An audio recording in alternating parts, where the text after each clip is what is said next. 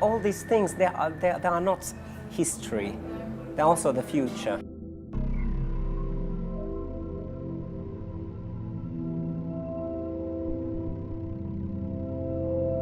The general public is really concerned about it, and maybe more concerned than for other more chemical pollution. So I think it is important to prove whether there are effects, yes or no.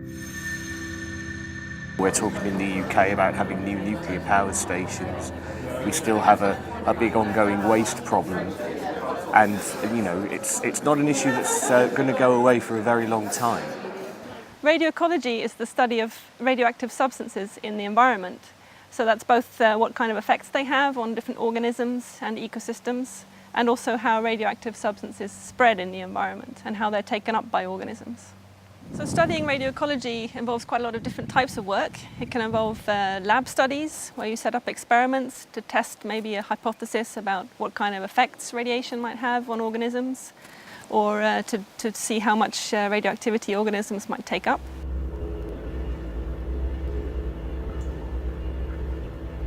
It also involves a lot of field work, going out to contaminated areas, for example, and measuring radioactivity in the environment.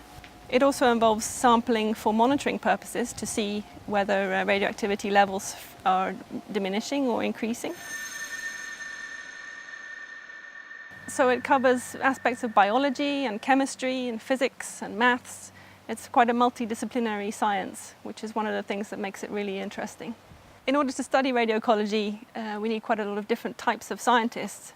Biologists, ecologists, we need physicists, chemists to understand what's going on in the soils and the water, geologists, hydrologists, mathematicians, physicists. So radioecologists are quite a diverse bunch. They come from all kinds of different fields of science. I'm a metal chemist by background, and I got asked to be involved in STAR by the radioecologists in CEH because they felt that my expertise, particularly in relating how the chemistry of metals, which includes metallic radionuclides of course, relates to their toxicity, and how that could be taken forward into improving risk assessment for radionuclides, particularly in the presence of metal co-contaminants.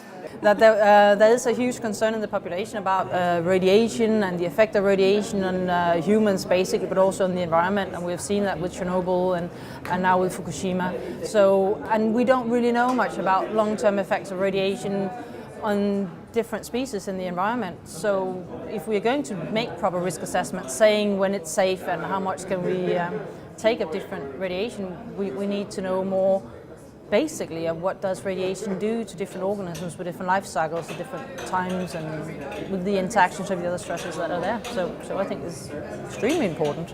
It's necessary to provide toxicological data for this specific field and to bring knowledge on this field and set up regulation. Scientifically, I think it's exciting to know that what you are doing is some way useful to try to give information on the risks and which protection should be more efficient in the future to avoid the pollution, avoid the contamination.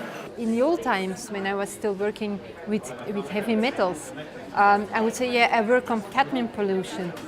People said, cadmium pollution. But now I said, I work on the effects of radiation on the environment. And everybody says, yeah, and then there is a discussion going on. As my grandmother once said when I told her why I like working, she said, well, nobody seems to not to care at your job. Mm-hmm. And I think that's an environment where everybody really cares and they're exciting about what they do. That's a huge reward to be able to work in such an environment. When a new project starts, we are trying to find the best people working for that, or people with the background knowledge.